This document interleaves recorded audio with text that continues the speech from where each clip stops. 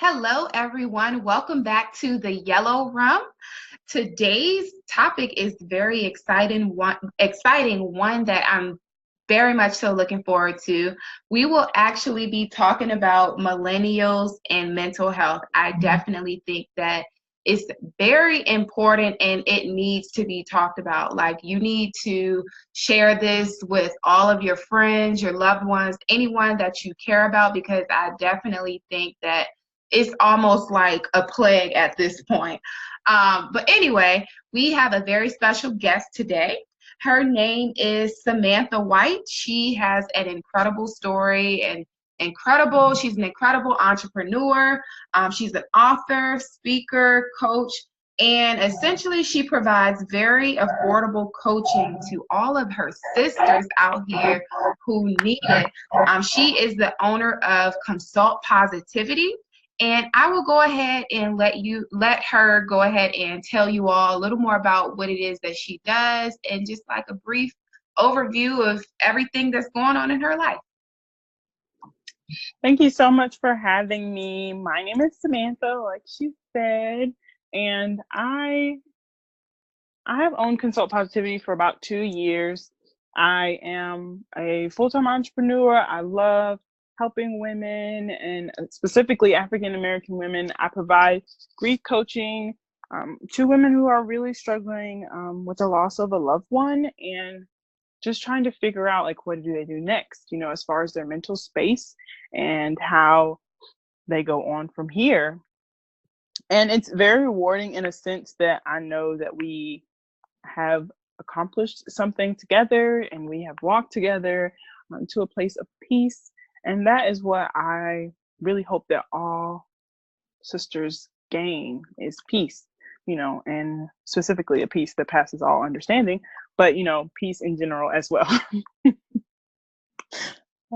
So I really do enjoy what I do for a living, and I hope that not only do you understand a little bit more about me and my company as we talk, that you also understand more about social media and finding peace within yourself without being constantly connected or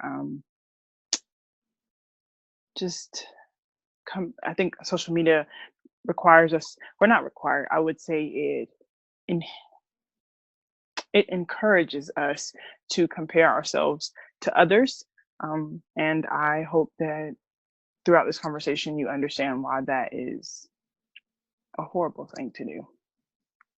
Absolutely. My pastor always says that comparison kills your contentment, because we oftentimes compare up instead of comparing down. So we're never thinking to ourselves, oh, this person that whoever you're comparing yourself to, you don't know, what they've just walked from. They don't know what you've just walked from, but we never look back and be like, well, hey, I'm doing better than I was at this point in time in my life. It's always looking up to see, like, okay, these people are doing better than me in this aspect of my life, so I'm not doing enough. Like, that's simply not okay. And that's kind of what led me to want to do a podcast on this topic in the first place, is because, like, I've just been doing like a lot of research, and I talk to any and everybody, but I like to pick people's brains a lot, just randomly. You could be a complete stranger, but a lot of women like have started opening up to me, like they just feel like they're stuck, they're not doing enough, and it's always this. It's various different, details to everyone's individual stories, but I realized that there was like a common theme, like people just they're feeling like something's missing and they're not doing enough. And I think the commonality is, and even research suggests, that out of all other generations, our generation, like millennials, we have the most issues when it comes to mental health. And a lot of people have suggested that it's social media, because everyone is, publicizing their highlight reels of their life. They're not showing you, the dark moments in their life. Like, no one's life is perfect, but of course they're not going to broadcast that. So what you're comparing your life to is not even real. Like, that whole social media hype, it's not real. Like, I know people who go on trips and all of that, and they don't even have a place to sleep in. Like, it's not real. And it's just not okay to compare yourself to anyone ever. Like, you have your own lane, and it's just best that we all stay in our own lane. Yeah, it's best to compare yourself to, like, I think about comparisons like it would be, old time when you had those old dusty computers when we were in high school, and they would mess up all the time, and you would have to like reset them to a certain date and time. I'm sure computers still do it now, but I haven't done it since high school when my computer kept messing up.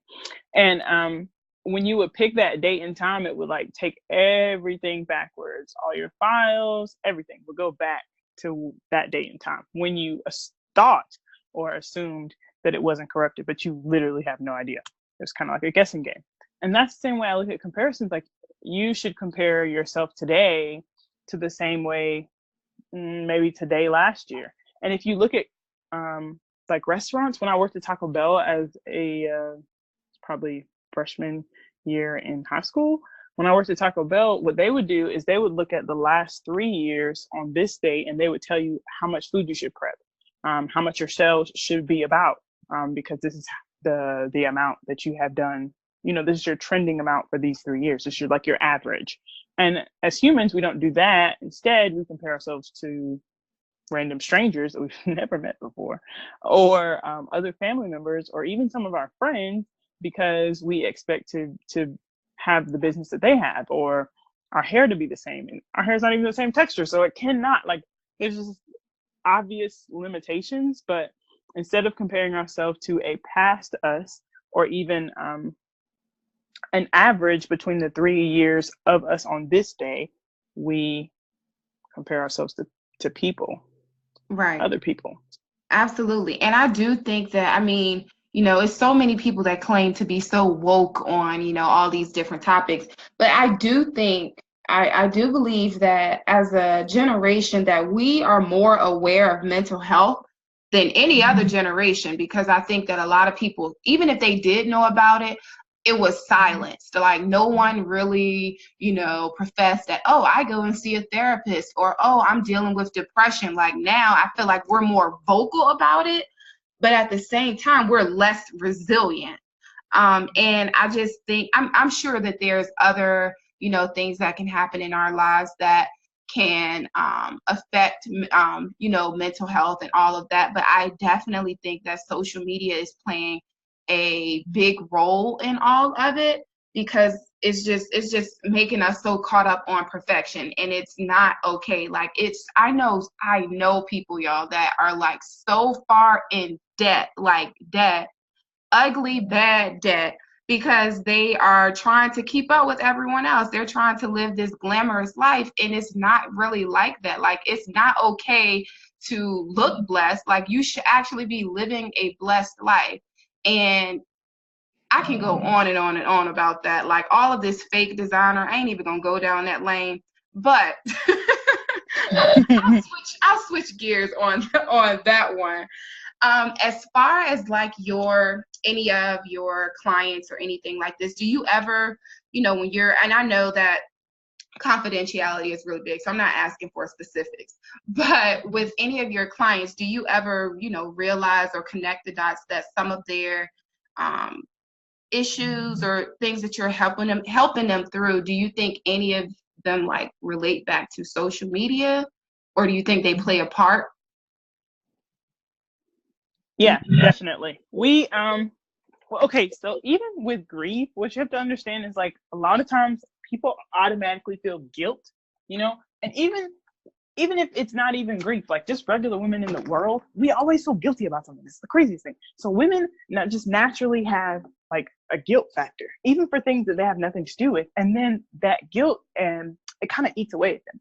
So it's already eating away at their self-esteem. Then they get on social media and they may post a picture about themselves, and maybe they get 50, maybe they get 80 likes. Say we're using Instagram. Well, Susie J got 350 likes. Her stomach is flatter than a doggone washboard. It's flatter than a cutting board. And you're just like, why can't I be like her? So it stemmed from a completely separate problem, but social media greatly enhanced or made your little green monster of envy like the biggest monster that just took over your whole apartment complex. Like it just got like 70,000 times bigger. So I do have like, when we start talking about what is actually going on, I have different takeaways that I have them do after each time we talk. And it's at least 3 to 4 things that I want them to do that whole week, see how those things work. And if they work for them, then the next time that we talk, we'll continue to do something in that area. A lot of it is self-love and self-care, because I just feel as women, we don't have enough of that. And I always have them do like social media away for a day, which for some of us literally drives us insane. And if I feel like social media away for a day is killing them, then we can do away for an hour.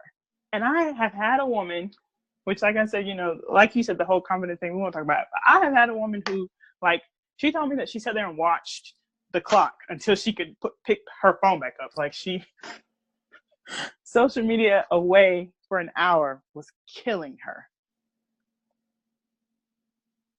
For her to be focused on something else for an hour was killing her. And she sent me a text. She's like, Sam, I did it. And I was like, you did what? Because it's in the middle of the day. And I was like, what did you do? She's like, I was away from my phone for an hour today. And I was like, that's great. I'm so glad you're accomplishing your goals. It's an hour per day, right? It's not an hour per week. I need you to do it again tomorrow. That's why I wasn't understanding what you meant by you did it. Like, you have to do that 7 more times. Right. And she's like, what? No, I thought you meant you just wanted me to. And so we got into like, it was almost like I felt like we were having an altercation, because I was like, honey, I'm just trying to help you, and I'm happy for you that you are doing great things, but it's like a constant thing. You have to keep doing it. And, and so it's like we're so involved in it that it literally almost drives us crazy when we cannot be involved in it. Right, right. Do you have you yourself ever did like a social media like cleanse where you just pretty much like, not used it for a day or a month or however long? See, for me, it's complicated because all of my business is linked to social media. Right. But prior to making like business Facebook and Instagram, then yeah, I did. And I actually, for like a month, I paid someone to manage my social media for me, just so I could like breathe, because I felt like, especially before I got like a business page, everyone, like all the messages I would get to my personal inbox would be about the business. And it was like I was always on my Messenger. My husband said something. He was like, Sam, you've been on Messenger for like 35 minutes. I'm supposed to be watching this movie. And I was like, I know, but I have like 7 clients and they're all talking to me. And I know it looks like I'm just playing on Messenger, but I'm actually like making money and I'm talking to people and I'm scheduling consultations. He was like, well, maybe, it's like 8 o'clock. You should just like, your business hours ended at 6. So maybe you should like get it together and figure out a system. So, I made the system. It now asks all the questions I need to ask. And I got somebody to manage my social media for me. And then I made a separate page, so it's like I took steps to kind of be able to put my phone down, right, if and when I need to. And I find myself like, for me, taking a nap is just so rejuvenating. Like I can just breathe so much better. I have a better headspace. And so I've set aside a time each day that I need to be taking a nap. Right. And then when I wake up, and of course in that nap time, there's no social media. And it's not like a 20-minute nap. Like I take like an hour or 2. Girl, you're lucky. You blessed. I wish that I could take a nap. But that's what makes me feel better. Like that's what makes me feel loved, my self-love. And that may not be, whoever, whenever, that may not be their thing. And I'm not saying like every woman should have a nap. I feel better. But, sleeping in the middle of the day may make you feel weird, so I would just say, find your self-love thing and just try to do more of it instead of social media, in lieu of social media. So for me, it's taking a nap. The other thing I like to do is I like to talk to my mom during her lunch. I like to see how her day is going. I call my dad during his lunch, and all of their lunches around the same time. So I can talk to 5 people and then take my nap because then I'm tired. So I work for a certain amount of hours. call all my people, be all social, and then I go to sleep. I put my phone on do not disturb, and they know, like, anybody that's important to me, they know, like, Sam is gone. And even in my business hours on Facebook, they allot that nap time. It doesn't say Sam will be sleeping, but it shows, like, it looks like I'm taking a lunch break. I'm napping. I can eat and work, but I cannot nap and work. So for me, that was something that I figured out maybe a year ago. Like, I need to have a steady nap time. Like, I need that rejuvenation. So I would say just find something and then push out social media during that time. Right. So a lot of people are like, oh, I like socializing with my friends, but you're still on social media. Like, you and your friends went out to dinner and you're on your phone. You're not with your friends. You're not even spending time with them. That doesn't make any sense. Yeah. So I think that, and when me and my husband go out to dinner and we do that once a week, we leave our phones in the car. Like, we cannot actually connect you can't connect with anyone with your phone in your face and the person is sitting across from you, or even if they're sitting beside you. Like, it's not an actual connection. So just those little things have helped me tremendously. Right. Now, outside of social media, do you think that there are any other, like, things that could be contributing to our generation's anxiety, depression, suicidal thoughts? I think sometimes we're hard on ourselves because we have, like, these unrealistic expectations. Mm-hmm. I know another thing that really kind of hurt me when I was younger is that I always knew I wanted to have my own business, and I knew that I was going to have it by the time I was 18. Like, I was going to be a millionaire before I was 25. I was going to, like, own my own house and everything by the time I was 22. I don't know where these, like, markers came from, but they were there. And so then when I actually hit 18 and I didn't have my own business, I was, like, devastated. And then when I hit 22 and I wasn't a millionaire, devastated. And I was like, Sam, like, who even told you that these were things you needed to do? I don't know, because other people were being 20, like, they were instant millionaires, and they had 1 million something followers on Instagram. And, it's just like, I think those expectations just gravely disappoint us. And then you think about, like, our grandparents, they didn't make $1 million. Right. They literally worked for someone until they were, like, 65. And then they retired. And then they still didn't make $1 million. It was like, right. That wasn't something that had to happen for them. Mm-hmm. Does that make sense? But for us, it's like, those are expectations that I don't know where we get them from, but they're, like, in there. And I think probably it may be from social media. But I was coming. I was like, maybe it's from social media, but it's also like you were saying before, with people, I see them as, like, imposters, because why do you need to lie? Like, if someone asked you, how did you get 1 million followers? If you pay for them, just say, I use this link.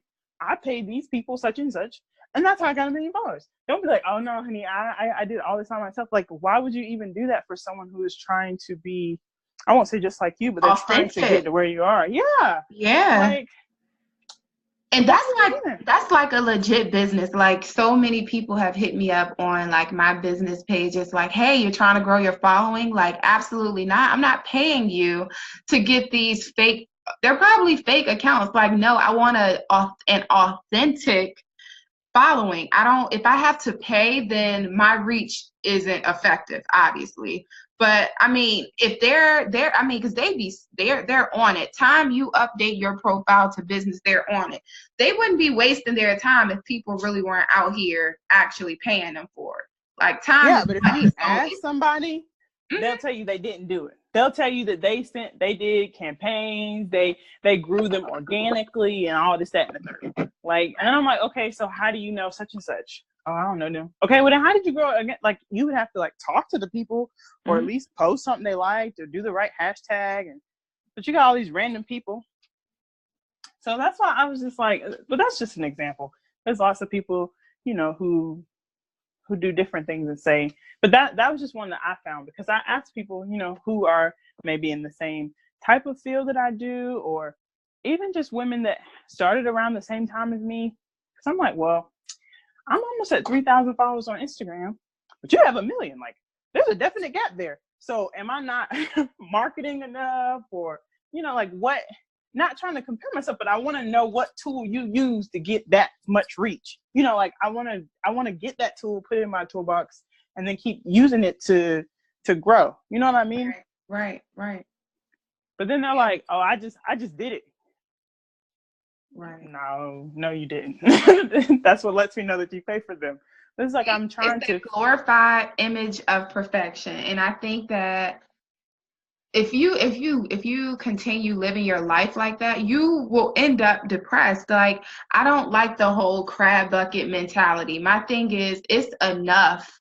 I don't care how much alike or how many similarities that we have in our businesses. Like, if you stay in your lane and I stay in my lane, like, that doesn't, stop us from being able to help one another. If there's something that I have identified that you're doing in your business, and I'm like, hey, actually I have a more efficient way to do it, it's nothing wrong with lending someone a helping hand. That doesn't mean like, oh, like this is just bad business for me. No, like, that's because I know I believe in myself. I believe in my business. I believe in my unique talents and my unique skill sets, that just because I help the next person out, that's not a end all be all for my business, because I'm me. That person can't do me quite like me. So I'm not threatened by any means by what anyone else is doing. But I think that's where that whole comparison and jealousy thing sneaks in, and it really will still kill your joy. Like, it's not good to be that way at all. Yeah, I just think, and as women, for some reason, we feel like, I don't know, it's almost like, this is my toolbox, I'm not sharing anything with you, like nothing. You're not getting nothing from me. And then you'll see a sister who is like struggling to even know what hashtags to post.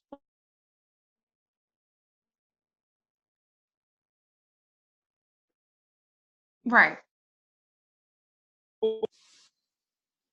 To know what hashtags to post for her niche, and you'll just let her drown. Meanwhile, you have a cool app that's a hashtag finder, and you say nothing. Even if they like reach out to you, it's almost insane. For me, it's like, just share. Matter of fact, one of my friends today, I was talking to her, and she owns a photography business here in Fayetteville, and I was telling her like, hey man, she was telling me she had this whole box of receipts, and I was like, why? Because for mine, what I do is I just take the picture. I use this expense app that's like $9, a one-time fee instead of like every month, and I've been using it for years. It comes up with a spreadsheet at the end of the year, and I give it to my accountant, and I don't even have to give him the receipts because it saves the picture in like this cloud thing. So there's no like looking through the box of receipts. I literally put in my mileage, I take the picture, and I keep going, with my life, and it's not so complicated. And she was like, well, they're charging me $1 billion because I have to look through, it's tax time, and they have to look through all these receipts that she's accrued over a year and actually like sort through them, which is why they're charging her so much money to do her taxes. And I was just talking to her about the app, and she was like, it really only costs, I was like, it literally costs $9.99. And I bought it like 3 years ago. Haven't used anybody else since, and it's the best thing for me, and it works for me. But it's just sharing those little things. Like, I don't get any endorsement from that app, so it's not like I'm trying to shove it down her throat. They're not going to give me any money. They don't even know who I am. But it would like immensely help her, because she's literally struggling with that problem. Right. Now, just sharing is caring. Absolutely. Now, I know that there are a lot of stigmas around seeking help. Like, what would you say to anyone that's listening today that may be, experiencing some tough times in their life, and they really don't want to take that first step into seeking some kind of help, some counseling, and they just, they don't want their image to be ruined, specifically if let's say if they have this, grand following on social media, whatever, and they just don't want to risk their image being tarnished. And so they're just pretty much prideful, choosing not to seek the help that they truly need. And ultimately, they're going to end up hitting rock bottom. What is it that you would say to them? I would say be honest, because for me, like, I went through a severe stage of depression. Like, I was diagnosed clinically depressed, and I was having all sorts of nightmares. And almost every time that I give a speech, I say this, like, for me, the thing that was my saving grace was therapy. Like, I went to therapy, and at first I thought she was crazy and I wasn't going to talk to her. And I used to just go and look at her for an hour, and my mom paid the copay. Like, I was just sitting there wasting money, wasting time. They're not gonna make me talk to her. Like, I'm not crazy. I'm not doing this. This, that, and the third. And I'm just sitting there, like. And then one day, it was so funny because I was tired of looking at her, and I know she was tired of looking at me. And she said, you don't have to keep coming if you don't want to. And I was like, well, I don't want to. I don't know why they keep having me come. And she's like, but it would be nice if you could at least tell me your middle name. And I was like, what you want that for? And she was like, I was just asking, it'd be nice. I know your first name and I know your last name. What's your middle name? And so that little piece of information opened the door, and I told her my middle name, and she was like, well, she was like, well, how'd you get that name? And I told her the story behind it. And the next thing you know, like, over the next couple of sessions, we actually ended up talking about what I was there for. But we didn't get to that until I had been going like a month. Like, wow, twice a week, every week. So like 8 sessions later, I actually started talking about what I came there for. But for me, it was like, I had to know that I could trust her. And I felt like I couldn't trust anyone with what I was holding in. wow. But as I started talking to her and opening up to her, I was able to literally use the tools she gave me to pull myself out of the depression that I was in. And you talk about being suicidal. I tried to take my own life at least 3 or 4 times, like within a year span. It was just a horrible experience. And I would tell you that if not for God, because every time I tried to take my life, I couldn't. Girl. I won't say I couldn't. I did everything the right way, and I still didn't die. That's my But thing. you're here for a reason. So I would say, like, he stopped me from being able to, from it succeeding, I should say. And then also he gave me her to be able to give me what I needed in a gentle way to be able to pull me out from where I was. And look at you. That's what you're doing. That's what you do for other women now. So look at how God used your deep, dark, suicidal, depressed time, that time in your life. He used that.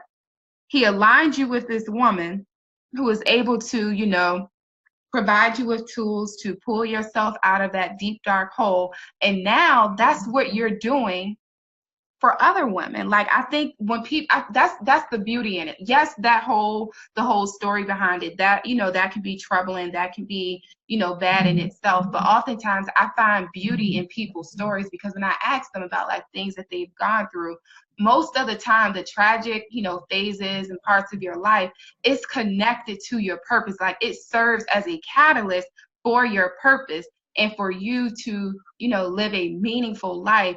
A lot of times what God delivers you from, he allows you to deliver others from. So I just think that that's like beautiful in itself. Definitely, because let me tell you, I wanted to be a chef. I had already looked at Le Cordon Bleu. I was going to go to the Air Force, so they would pay for the chef school. I took my ASVAB. I had my SAT. Like, I was going to be a chef. That no one could change that for me. And it wasn't until like these series of events that, boom, I'm going to help other women be great. Like, I'm going to help them get their mental health together. I'm not going to culinary arts school. I'm now studying at Fayetteville State.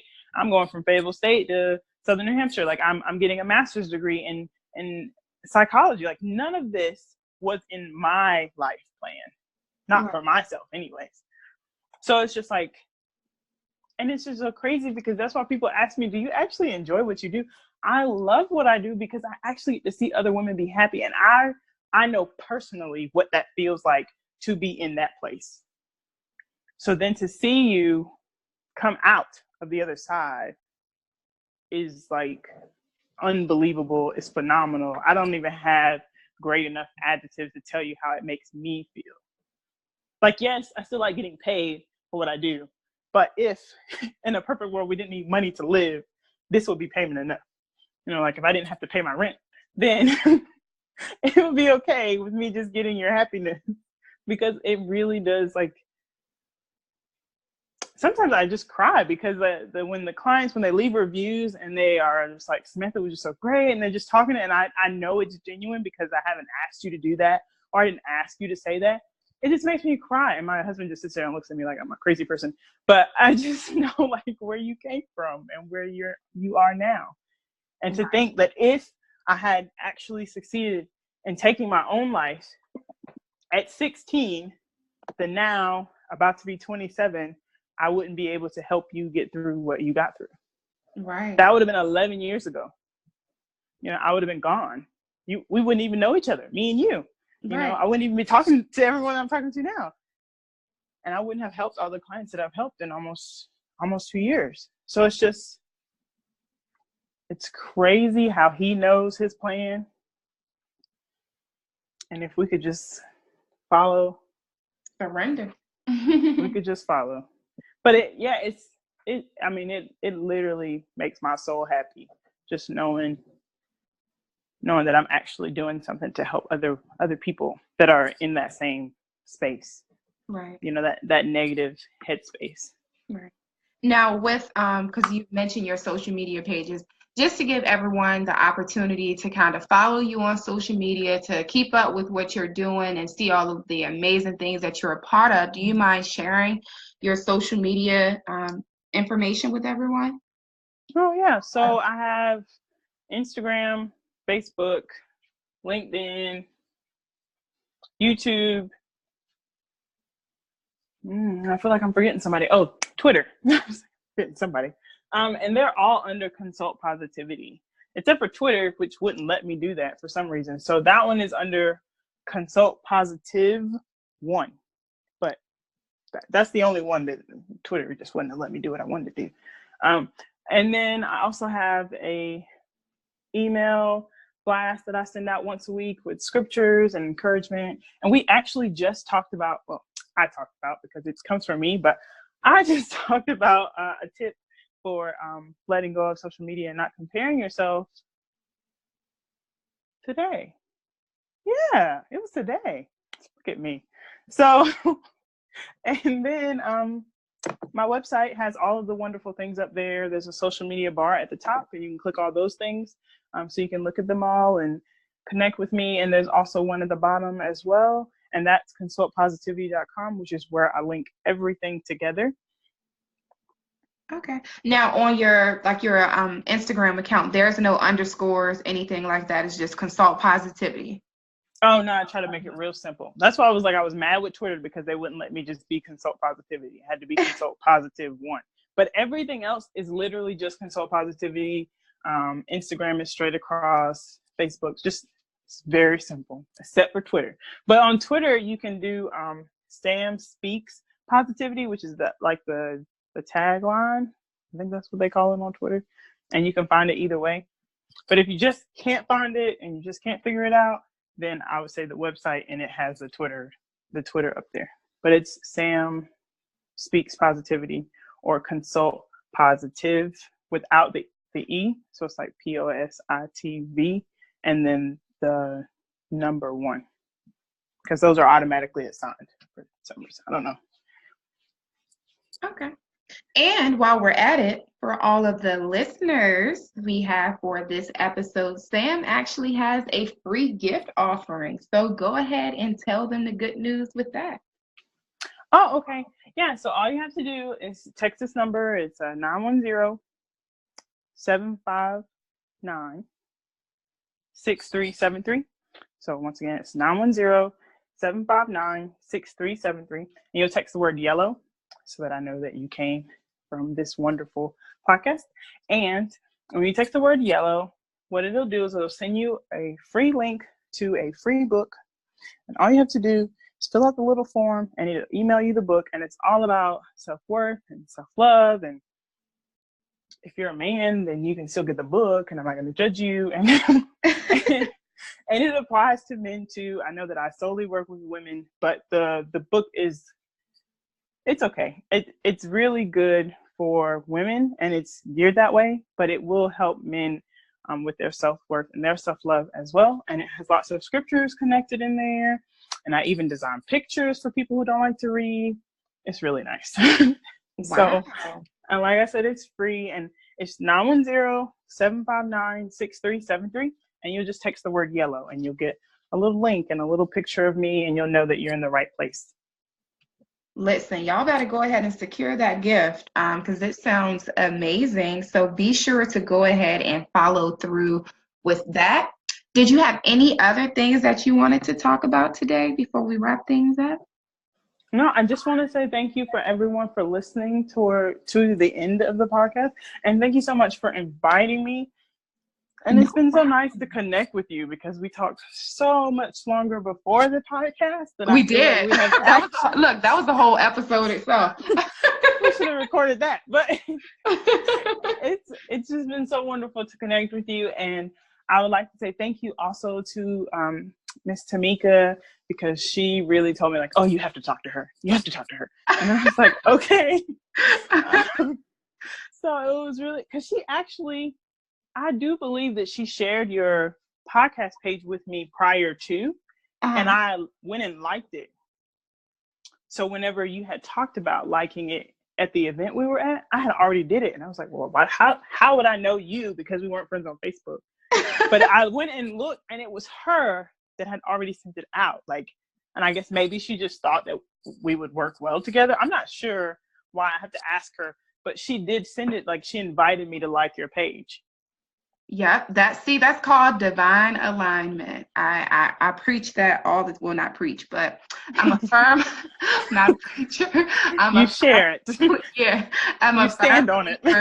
That we have divine appointments throughout our life to be in the right rooms, around the right people at the right time. So that's exactly what happened here. Definitely. So I just wanted to throw that shout out to her, and I thank her for everything, for the event, and just for the connection with you, and just everything. She's a beautiful soul. Absolutely. And I just wanted to make sure to give her thanks. Absolutely. Well, everyone, thank you so much for tuning in for today's episode. If you haven't already, whatever platform that you're listening in on today, please be sure to subscribe first and foremost so that you get real-time notifications of any of the episodes that I'll be releasing. But also be sure to like and share. Remember what we said, sharing is caring. You never know who may be going through what in their life. Like, not all the time, just because, you have close friends or close relatives does not mean that they're being open and transparent about things that they're going through. So if you even have like the slightest instinct that someone could benefit, everyone could benefit from it. So just go ahead and proactively send it out. Like, tell them that you found this great podcast that's all about empowerment and wanting people to, just be the best version of themselves. Let them know to check out the last few, episodes, and that'll bring them here. But again, thank you all so much for tuning in today, and I will see you all soon.